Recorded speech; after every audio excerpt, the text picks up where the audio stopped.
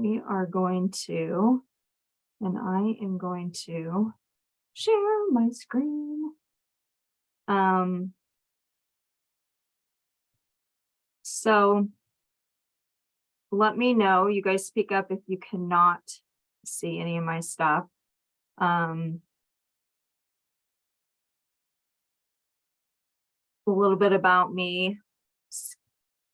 Moved to Arizona in 1998, got my real estate license.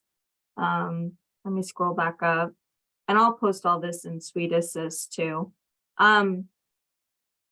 Sellers, they're a key to your business. So to really get your business going, you need to have listings. And as much as I love working with buyers, you will get buyers if you have listings. And if you don't have listings, then post and share and create videos on the brokerage's listings, because you can share those and talk about those listings as if they're your listings. So people don't know what they don't know. Sellers are awesome because they save time. And instead of driving around the valley and spending time and gas and mileage, sellers, it's usually a couple of hours, and then it's you're just reporting and talking to them. So you've got to work hard with them, and it's kind of, to me, like an open house. You've got a very short window to build up rapport and a relationship and trust for them to list with you. And once you get the listing, the work begins to keep the listing. And typically they're interviewing with other agents. But let's just say you're going on a listing presentation. And this is how I've always done it. Jeff Seabach is one of my friends. I know I've been in this industry since 2003. So a lot of the big teams, I know them. I've been around, I know a lot of the agents and big teams out there, and we all talk. So I never went digitally with my listing presentation, and some of those agents that did lost listings because of that. The one thing that never changed was a listing presentation in a binder. When you go to a listing presentation, that's your resume. That is everything about you. So as you're doing open houses, and I'll get to that at the end of this, keep your marketing, because you're going to put it in a listing presentation. It's a 3-ring binder, or you can bind it. So however you want to put that together, it's very simple. So at my house, my home office, I always have extra binders and inserts, so that I really don't do listing presentations anymore, because a lot of them are referrals to me. And so they're just ready to list. So typically I'm asking them qualification questions to get the listing ready. Either someone has passed, like my recent listing, or someone's moved, or these two that I have coming up, maybe they're not going to sell. They're trying to figure this out financially. They may keep it because their interest rates are low, or they may keep it as a rental if they can afford to purchase their next home. So I was referred 2 different clients that are meeting with lenders, and they're trying to figure out if they can keep their current home, which I have suggested, because their interest rates are in the 2s and the 3s. Yeah, keep it as a rental. And if you can, do that, and then let's go buy another house. And one buyer's looking at $1 million, and the other one's just looking to upsize. So for them, they're not used to an agent to say, hey, don't sell, So why should they? If they can keep a rental property with low interest rates in this market, yeah, most definitely. But qualification questions are really, really important. Whether you're doing it on the phone, in Zoom. I did it on Zoom this week because I have COVID and they know that. The last couple of years, I have done listing presentations with clients in Spain, Norway, internationally on Zoom. It does not have to be in their home because you could be meeting with investors. So they don't even live in Arizona. So learn your technology and get familiar with this. So in that case, obviously you're not going to send them a binder. But what I do like doing is sharing my screen. And so my clients, I shared my screen and walked them through the MLS and talked to them. But you still have to ask them questions. They're qualifying questions. So when do they plan to move? Why are they moving? What's their urgency? Do they have a place they're moving to? Because you could be getting a buyer out of this, or maybe they're moving out of state. Do you need to refer another agent? So now you can get a referral fee. And who's on the mortgage and title? Because, oh, by the way, they've got to sign the listing papers. And I didn't put in this, is it a divorce? Is there a death? Like, what's going on? Is it a trust? Like, you can really get into this nitty gritty. As you start to ask questions, though, they're going to really start to open up. You've got to know the market. Typically, when they've scheduled a call with you or a meeting, you know their names, you know their address. And so you can look up already their tax records. I always reference to our agents to go on to Monsoon. Always love Monsoon, the tax records. Know who you're talking to and find out, do they really own the property that they want to sell? Because maybe they don't. You want to make sure there's no fraud going on.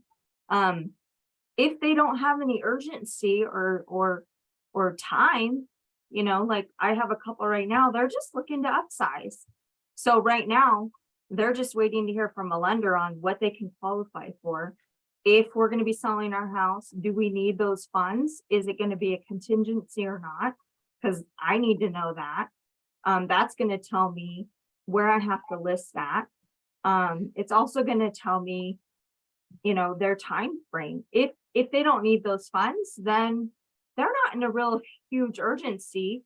It's really going to depend on what the lender tells them they qualify for. And so then they're going to be looking for a house that they both like, which there's over 100 properties. I call the new build community that they both like. And there's 8 specs, by the way, 8. And by the way, it's 4% co-broke now.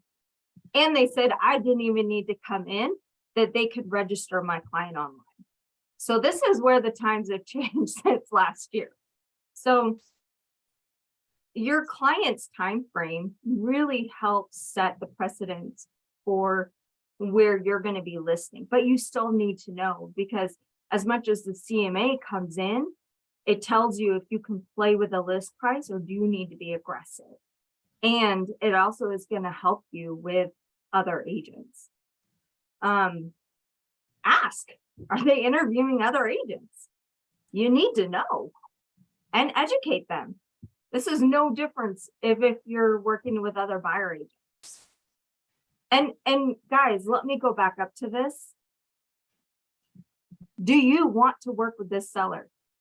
As much as you're going through this as a listing, you're asking this, and you can be straight up and say, look, I know you were referred to me, or maybe this is a sync lead. I'm asking these questions because I don't know if I want to work with you. I don't know if I want your listing. And that's okay to say. And I don't think we say that enough as professionals, and they need to hear that. They're not used to hearing that. You can say no. And I think even new agents are afraid to say that. You don't have to take a listing. So whether you're asking these questions online or in Zoom, at some point you need to get to that property, because running comps online for a CMA estimated is one thing. When you get to the property, it's a whole new level, because you don't know if they've smoked in there. You don't know if they've remodeled. You don't know if they've gotten rid of the pool. You just, people lie, right? And you need to walk through it just for you. And so when I'm putting together my seller presentation, I always say this is an estimated CMA. I've got to get into your house. So yeah, and I want to meet you. I don't know if I like you. And I say that jokingly because as much as they're interviewing me, I'm interviewing them. And I think when we say that, they're just like, wow, you have confidence. And I'm like, well, I don't have to work with you. I really don't. When it comes down to it, and the same thing with buyers. If they don't respect me, I don't want to work with them. And if I'm getting a crappy listing, I don't want to sell it. Having a really bad listing, guys, is not good. If it's overpriced, it's not good. If it's crap, it's not good. So you put together your listing presentation, and I'll get into this and show you what goes into the listing presentation. I'm going to show you mine because you get a copy of mine.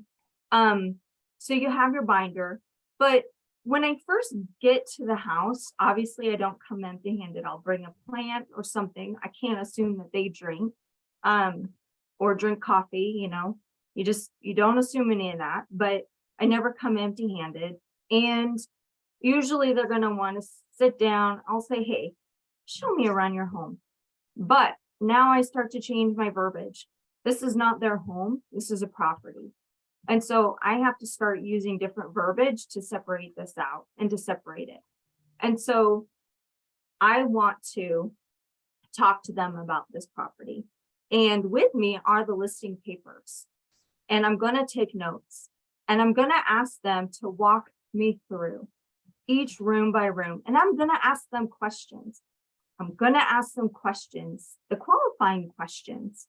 And I'm going to ask them what conveys, what doesn't convey. I'm going to compliment them. And I'm going to ask them what they've done to this property. And are they taking the fans? I'm going to even ask stupid questions. And I'm going to, oh, I love your family. Hey, by the way, if we move this around or take these photos down, we've got to just set this up like a model home. Now you're being a professional. And the goal is for me to connect with them, right? Because I've already been asking them questions, but now's my time to also connect with them.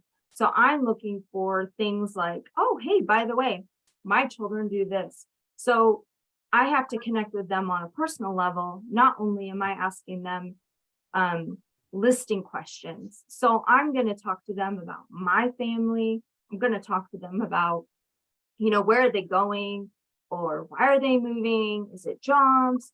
Because it's just like anybody else. I want them to get to know me like a human. And I'm going to share my personal stuff with them. I want them to like me and to get to know me. And we're going to talk about this house, and we're going to go room for room. I'm going to ask about how they plan on showing the house and talk about lock boxes. And if they have kids or pets, what are they doing with those kids or pets? Or how can I help them to keep the room clean? Do they have money to remodel or to paint or to clean up the room or to put flowers out? If they don't, then we've got to work on that. How can we get around that? Because in this market, and you've got to explain to them the market. At the end of walking through the house, it should take almost 45 minutes to really walk through the house and outside, complimenting them and building that relationship up. Excuse me. You really want to, you filled out your paperwork, and now you're going to talk to them about the market, and you're going to talk to them about what kind of offers there are. And you're going to talk to them about how long it's probably going to take for them to get an offer. And do they want open houses? And you're going to show them the CMA, and you're going to be very frank. And you're going to say, okay, now after I leave here, now that I've seen your house, I'm going to give you a CMA. Now, I've got to tell you that in your car, you should have a lockbox. You should have a camera ready, or your phone, whatever you need to do. Everything absolutely ready. I went on a listing appointment at one point, And the clients were ready to sign the listing papers right then and there because I said, okay, I've got everything filled out just like you have it. Are you ready to list?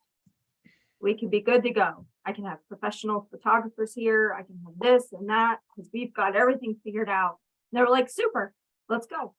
And I didn't have the lockbox. I didn't have this. I didn't have that. And I was like, oh crap.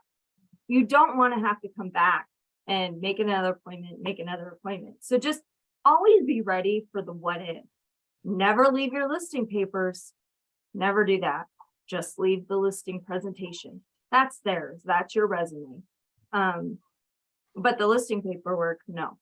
I'll email them a copy, but I never leave that for them because if they're interviewing other agents, I mean, that right there, I'm giving my competition all my information. So I'm not doing that. But I did learn the hard way, and you guys will too. If you're like, oh crap, that's just something you'll never forget. So I always fill everything out. And when you're walking through the house, it really helps. It just does. So what goes in a listing presentation? Obviously your listing presentation. If you can get a seller's guide from the title company, you should just have a generic, guys, just a generic, nothing crazy. Some title companies, if you know that you have a listing appointment a week out, they can print you up something. Super.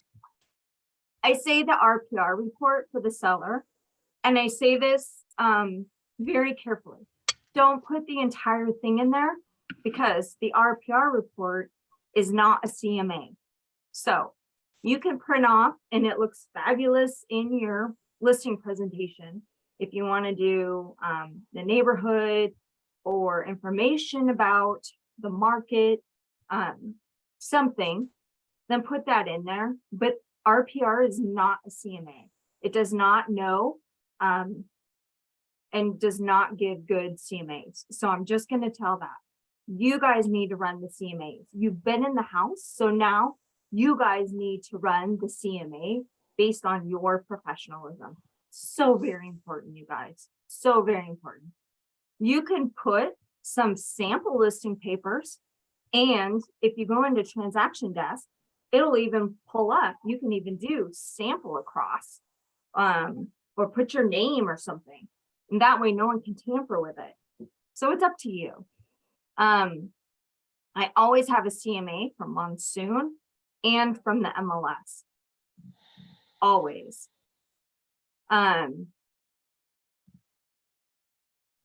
So the market is super important to explain to them because I'll just tell you, first off, they've already gone on Zillow. They're hearing the news. So who knows what they've heard? They've talked to their neighbors. They think they're going to get top dollar, which in certain neighborhoods, people still are getting. It's just they may have to pay buyer closing costs. They may have to pay certain things. They may have to negotiate, or maybe they're on the market for 2 to 3 months. If that fits their time frame, it may not. So that's why they may have to list a little lower to fit their time frame. It's just going to come down to each seller. Okay, each seller. Again, find out how they want to communicate. Text, email, communicate with all parties. And I say this super important. If it's a trust and you have 4 people selling the property, they all have to sign. And if they're not, obviously there's only 1 or 2 signatures. Well, you're just going to cram everybody on there, signature and initials. And if you're doing multiple Zoom meetings or sending out group emails or group texts, then that's what you're going to do. When you're talking with the husband and wife, you got to win them both over. Your relationship probably could be communicating mainly with the wife. She might be more comfortable talking with you, but at the end, the husband is going to want to see the finances. He might know the mortgage payoff. He's going to look at how much they make after what they need after they net. So, and no, you don't need to know that. I'll show you. People are private. Just like in the buyer side, you don't need to know all the buyer's finances. You don't need to know the seller's finances. What you need to know is that they have the numbers that they need to make their decisions because they're grown adults. Okay. As long as they're not in a short sale situation or an REO, like it's not your business. So let me jump over. I'll share, do a new share. And let's get in here.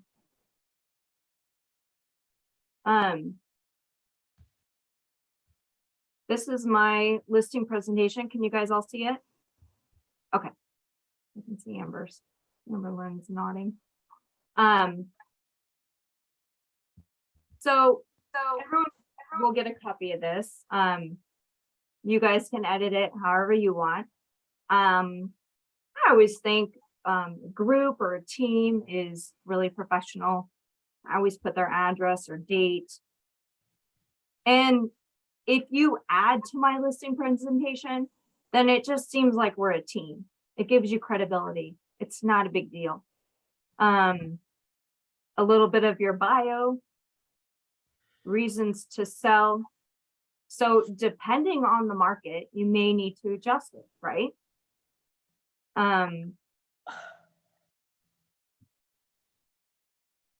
Processes, moving time, the future.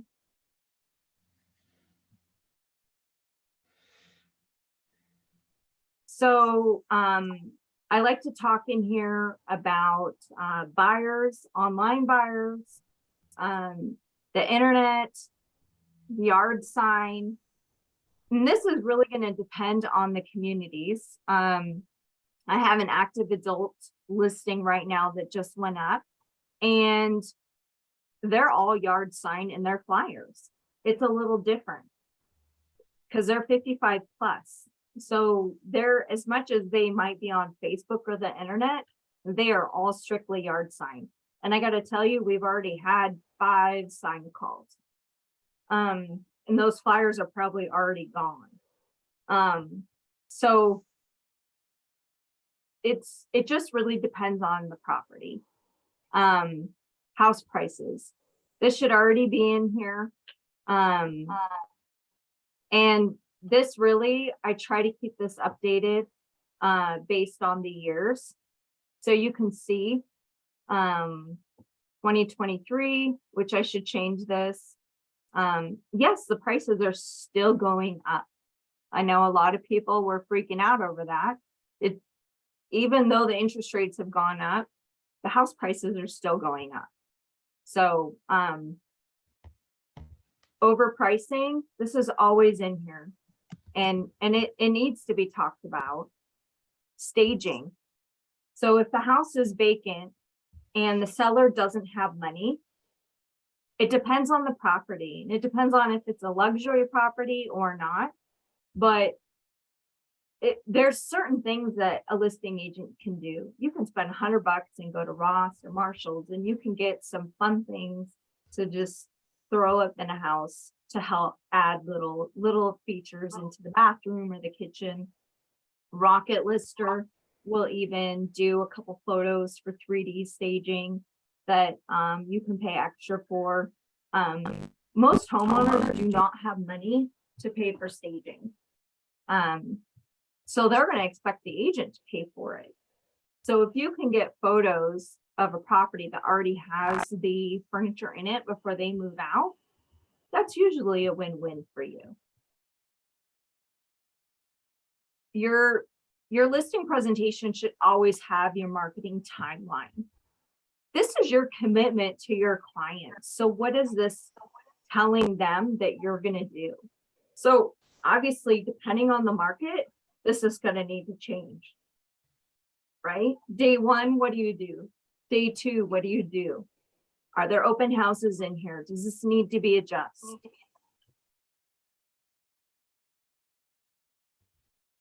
And usually in my listing presentations, I talk about every Monday, and it's in my calendar. I'll do CMAs for the sellers and send them market updates.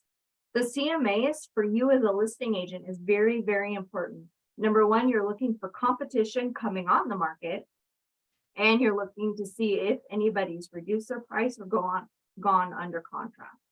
And that's what you're looking at, because you as the listing agent, that's your competition. And that's you as the listing. Someone's echoing. Let me go back up. Closing process. Everybody needs a copy of that. Estimating of your net sale proceeds. This should be in there. Okay. So they're adults, guys. You don't need to sit and figure this out for your client. I mean, on the tax records, you can see mortgages, but you can't tell if someone's refinanced. And those things don't update, especially if it's Pinal County. It's not your job. What they do need to know is, what are you charging for your realtor fees? What are the title fees? What are the HOA transfer fees? What are the potential buyer closing costs? This is your job to explain the market. What's it going to cost them to sell their house? And this is your business. Remember that. It's your business. So if the client is buying a house through you, play with these numbers, because this is what's going to affect you. And this affects them. Help them out. If you're giving a buyer agent 2.5%, then cut them a deal. You can even do a flat rate if they're going to buy through you. So some of this, yes, you can fill out, but leave the rest up to them. They can figure out their own monies and make their decisions. And if you want to leave some of this blank, the realtor fees, and leave it up for negotiation, then do that. Because again, if they're interviewing other agents, that right there is, they're going to be talking you up. Client testimonials, always have these in here. If you don't have client testimonials, don't call it client testimonials, just call it testimonials. Testimonials can be from anyone. They can be from family, from friends. They can be from other coworkers. Just put a first name and a last name, or a first name and an initial. It just is talking about you and your credibility, who you are as a person. That's it. How we can help. And again, I have pictures of my family in here. I want them to connect with me. I want them to see me as a person. This is so important. They're letting me into their home. I'm getting to know them and their family. I want them to get to know me and my family. There's a reason why that they're paying me. I talk to them about what I have going on in my life. So I just, if your niche is upsizing, if your niche is something, if your niche is a nonprofit, add your nonprofit in here. This is what's going to sell you. And then in the 3-ring binder, you're going to add, any open house flyers, any flyers that you have. And I love this because you can build off of it. Let's see. I have a listing script, but I think if you're yourself, you can connect and ask people questions and just talk to them. But when you want to know and talk to people about where and why they're moving, their desired frame, their time frame, they just start to open up. And when you're real, it's just, they're gonna just trust you. And when you're different, just be different, stand out. If you're offering incentives, then put that in there. Some people give home warranties or closing, like an appraisal or something, say it.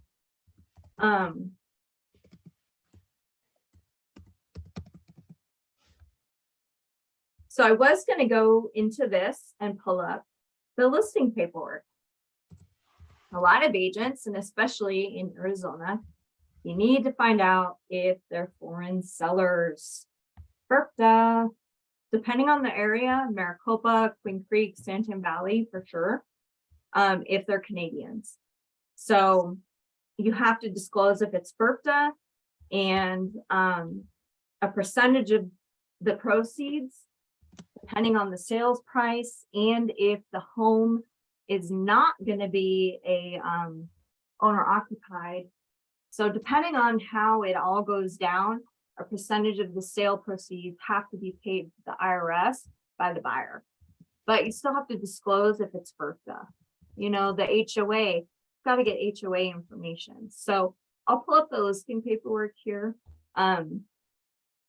For listings, if you plan on doing, let's say you get the listing, find out if you can even put up a sign, a listing sign. Find out if you can do open houses and if you can put up signs, for how many. It's super important. And certain cities and towns only require 4 open house signs. Seller disclosure. This could be tricky. So in certain markets, and I know Lisa's on here, but the seller disclosure, the SPUDs should get filled out, but depending on when you go under contract, they may need to get updated because it could be months before you go under contract and something could have happened between the time you listed to the time you go under contract. Photos. Are they expecting from you professional photos? What did you tell them in your listing presentation? So whatever you're telling them and whatever they're agreeing to pay you, you've got to do, guys. There's some agents that will even go, okay, for this price, you have option A. For this price, you have option B. For this price, you have option C. I don't know. I'm 100% all in. You get photos, you get this, you get that. And because I just don't like to sit and figure out who's getting what. So that's just me. That's how I run my business. So you guys figure out how you're running your business and set your terms. And again, that's going to be in your listing presentation, and that's going to be your marketing timelines. So if they think they're getting professional photos or video, make sure that's set up. And luxury is a whole other animal. Lockbox, explain it to them. Explain how that lockbox works. I even like to show it to them.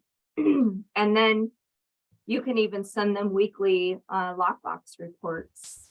You know, send them the feedback reports from open houses, from showings. Send it to them. There's nothing top secret. You know, it just makes you look better when you're sending them all that information. And if you're having a hard time because they're adamant on the price, you might need that feedback to help you get that price reduced. So,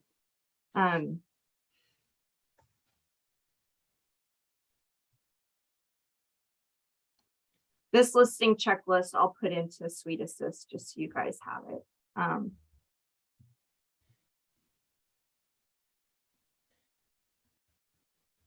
Can you guys still see my screen? Okay. So in Transaction Desk, I have my templates set up. I have a buyer template. I have a listing template. I have my landlord template. I have tenant template. So this is my seller's template. So when I pull that up, I have my agency and disclosure. So all my boxes are checked and everything's filled out. I have my wire fraud, which I can give them a copy of. I would put something across the screen so that they can't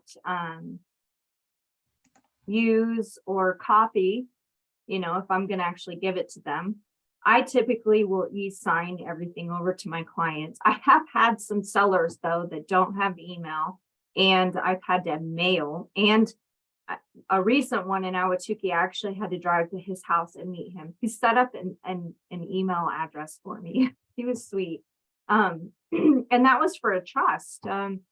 His wife had passed, but the house was his sister-in-law's. And so we were dealing with that, and he remodeled it. He was so sweet.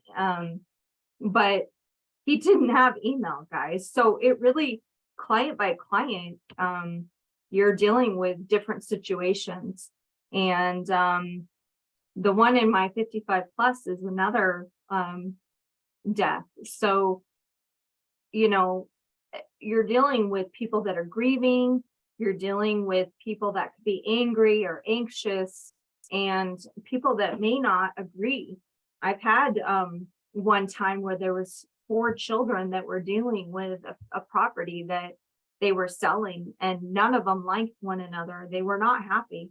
They did not want to talk. And so e-sign was fabulous because they all signed on one document, and I documented all my emails and texts and everything with them. So it's good. And one person usually is in charge of filling out everything. You know, the spuds, they have to manually fill this out, the seller disclosure docs. You cannot do this for them. If you guys have questions, just speak up, because I am not paying attention to the text box or anything.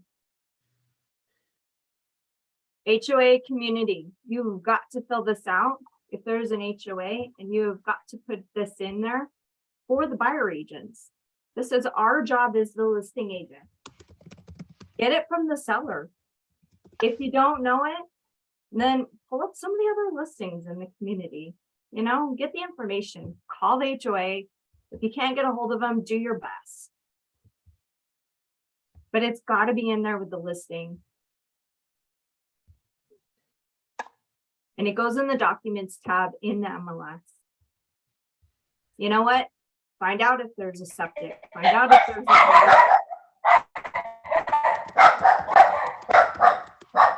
someone's not happy.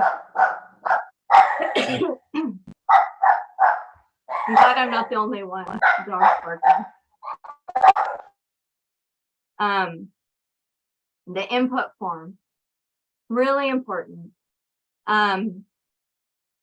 So this is definitely something you bring on a listing appointment, because you can ask. I mean, you can fill this out before you go, but you need to fill this out. I mean, this is my template, so I have a lot of this filled out kind of ahead of time, but you can ask them and you can go through and fill out, okay, number of levels, 1, how many bedrooms. You can ask them about a model, the builder name. You can pull up the year built and monsoon, you know, the elementary school and everything will be on the tax records, but you can check with them because sometimes that stuff changes. I always had this stuff filled out ahead of time because I want it on there. I've never had a seller, please do not publish on the internet.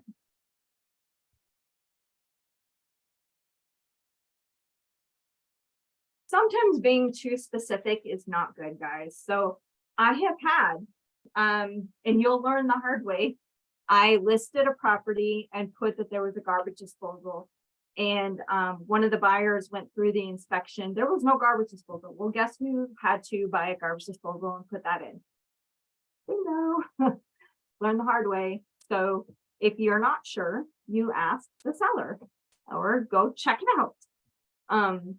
Sometimes, you know, listing all this stuff is not good.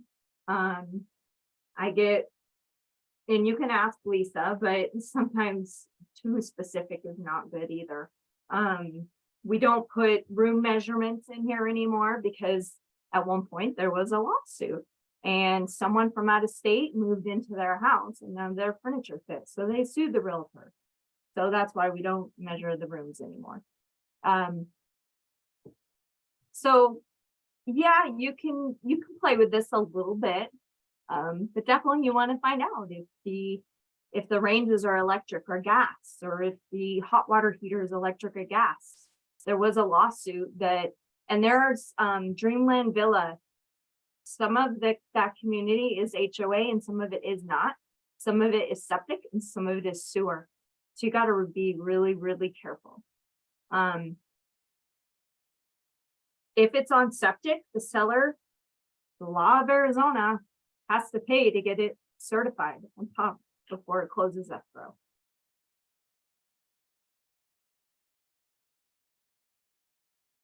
So remember, all the stuff that you're putting in here, it also does not match the MLS. Fabulous. And so I always remind the sellers, because they're always freaking out. Hey, but my property has this, my property has that. Well, please know that this form does not match exactly to the MLS, so we can put extra things in there. And I'll even, depending on the type of property, in Canva, make extra marketing pieces about upgrades or things that they've remodeled or put in and changed. And I'll even do dollar values. This helps get you the listing, and it'll help you with any appraiser issues. I sometimes will put in here, see the MLS, because sometimes you can't fill this out, like, especially in the marketing verbiage, public remarks, I may say see MLS, because I send over the MLS Plano to the sellers for them to review when I'm done and live. I'm not ready usually with all the verbiage right then and there. And the nice thing about MLS is a lot of this will populate for me. The right to sell. This is super important. The owner's names need to be on here. The brokerage, your name, and if there's a co-agent, the property address and the assessor number. This is all in Monsoon. The city, the county, the zip code, and the legal description, which is in Monsoon. The agreement, if it's for sale, if it's for both, for sale and for rent. This is where you list it, the sale price. If they change their terms while you're listed, there's an MLS change form. The term, this is where a lot of agents, this is where forms don't match up. So the term this agreement starts on, this is not the actual go live date versus the coming soon date. So if they're wanting a coming soon date, which you can be on the market coming soon for up to 30 days and then go live. So if there's a coming soon date, I would put this in here because that's going to go first, or coming live. And then I would specify it in my additional terms. The coming soon date, blank, my go live in MLS, this date. So that the seller is aware and I'm aware of the actual dates. Because and I'm sorry, I'm scrolling back up.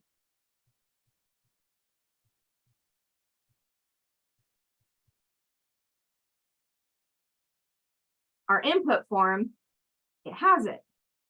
So we have our, where's our date at? Go back up. Here's our list date and our on the market date. So 2 different dates. And those dates can change. You guys just can do the change addendum or do a listing addendum to those dates. It's okay. But once you both have signed this document or all these documents, within 5 days, they go into Suite Assist. It doesn't matter that it's not in MLS yet. Within 5 days of a signed contract, Lisa has to have this per ADRE. So compensation, this is where a lot of agents get a little confused. retainers. So for a listing agent, it costs us money to put up a listing. We've got a sign, we've got a lockbox, we've got probably pictures and videos. And then maybe if we did staging or if we prepped the house to get ready.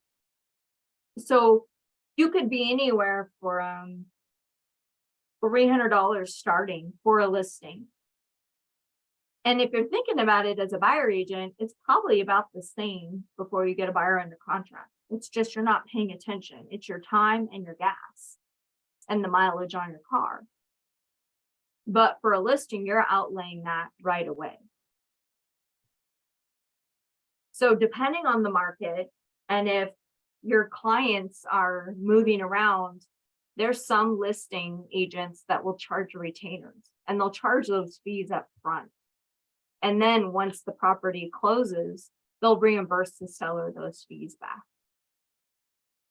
The sale commission, this is your base commission, flat out commission. What are you charging that seller? And then down below is where you're going to break it down. What are you paying the buyer agent, which is called the cooperating brokers? So out of the 6%, you're giving the buyer agent 2.5. That means the difference is yours. If you're not going to do a 6% and you're going to do 4%, then change it to 4. And you're giving the buyer agent 2.5. So that means from 4 out of 2.5, you get the rest. Or some of my clients, depending on the price of the house, if I'm looking at $700,000 or $1 million and they're buying another property through me, I'll even do just a flat rate. So then I would write $1,000 or $2,000 plus 2.5%. So that means they're going to pay the $2,000 and the additional broker commissions of 2.5%.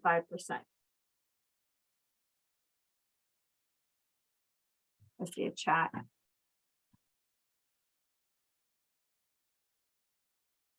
Amberlyn. Oh, okay. Travel safe, girl.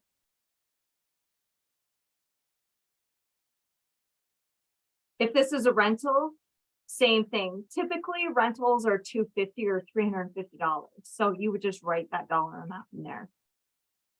We don't typically pay the 2.5% unless it's a luxury property. But since this is my template, I always have 90 days if the tenant's purchasing, or I'm scrolling through and it should have an expiration after 30 days. So I move so fast and I'm not detailed that these are my templates that I just have this stuff filled in so that I don't forget and I don't mess it up. Fixtures, personal property. Since you're walking through with them, you should know and talk to them about built-in, what's conveying or not conveying, asking them about the refrigerator, washer, dryer. Are properties selling with that? Do they need them? Outside, does the barbecue outside look like it's built in? Do buyers think it's conveying? Maybe for the house to seem ideal, they want to sell it with everything. Is there a solar system, guys? You have to disclose that. And there's a solar addendum. So find out what those fees are. As you're talking to them, ask these questions. Ask about an alarm system. Do they own it? Do they lease it? Does it go back when the property sells? Water softening, same thing. So these are questions. And let me tell you, if you're spending time in the property and you're asking these questions and you're going through your listing paperwork, because you haven't even gone through the listing presentation, right now you're just going through your listing paperwork with them, walking through the house. Most other listing agents aren't doing this. They're just focused on getting the listing. But when you ask them questions and you're coming off as if you care and you're building a relationship, honestly, that means a lot. And then when you're talking to them about numbers and what's important and asking them, do they want to sign or not? Do they want open houses? And I'll typically tell them, usually an open house the first weekend. Get all those look-a-loos through, get all the neighbors through. And I'll tell them, typically, we're not going to sell their house from an open house. It's going to be from the list price, from the photos and videos, and from the agents coming in off the MLS. But thank you. Please let us have open houses so we can get leads. And I'm very honest about that.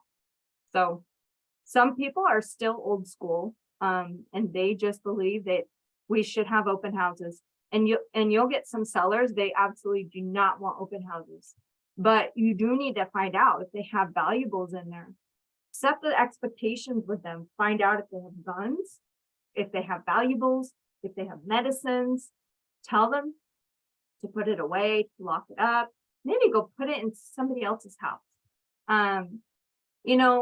Knock on wood, I've never had anything bad happen at an open house or from a showing. And explain to them about agents with their fingerprints with the state and how they access the lockbox, and how they can be on showing time and they can control who's coming in and out. All the communication, it's super important. And I think the more communication that everyone has, it just makes everyone feel comfortable and like a team. So it's when we don't communicate and we don't share the information that the sellers are feeling anxious and they're feeling like everything's top secret, and it's not top secret. They can get the same information. So, but you want to explain to them the process and go through the contracts, because that's why they're using us, because we're professionals and we help them with the contracts, and we're going to help them with qualifying the offers, qualifying the buyers, talking to those lenders, ensuring that you're going to help with negotiations and getting them the right offer. Making sure that everybody signs where they're supposed to, that you put in here who you belong to, the MLS, NAR, AAR, and I belong to WeServe. If you belong to PAR, this is where you're going to list PAR. And then everything about you, your name, your telephone number, and your email. By the way, if your email is not on here, you cannot email these forms. So make sure your emails are on the offer and the listing forms. Very important. I never put the owners, all their contact information on the offers or the listings, because if the other agents get it, now they have your client's information. So this is your client. So, I never put that out there. I never put that on the listing. If they want access, they can go through showing time, or go through you. So however you guys want to go through that. But that's in a nutshell, my listing presentation. You guys have questions? You guys are quiet. Linda, you're on here. I know you have questions. I do kind of have a question, Mara, regarding the open house. So Mhm. even so when you list it, you can't do your own open house anymore. Is that right? Yeah, you can. Oh, okay. All right. Sorry, I thought there was like a change or something. All right. Thank you. Yeah, I prefer not to do mine at my listings. I think that puts you in a position, if you're representing the seller, probably not good, because you already know stuff about the property and you know stuff about the seller. So if people are asking questions, I mean, you got to be careful. And you don't know if you're going to be set up. So, I mean, we have enough agents in the office that should want to sit open houses. Even me getting sign calls, like I answered one today, I'm pretty vague because I'm representing the seller. It's my job to sell that property and to protect my client. I don't represent the buyer. So, you know, that's just me.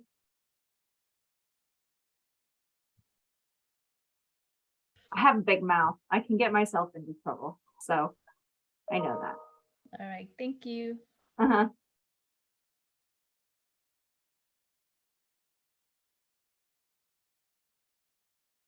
Lisa, do you have questions or anything? Did I cover everything? I think you covered it. You did great. Cool. Well, I put links in here to help you with open houses, lister assister, breakthrough broker, especially for flyers, for other links and presentations and listing checklists and other stuff. So I'll upload everything into Suite Assist so you guys have it. And super excited. You guys should be able to edit stuff. And if you need anything, just reach out to me. But hope you have a great day. Thanks, Mara. Bye. Thank you.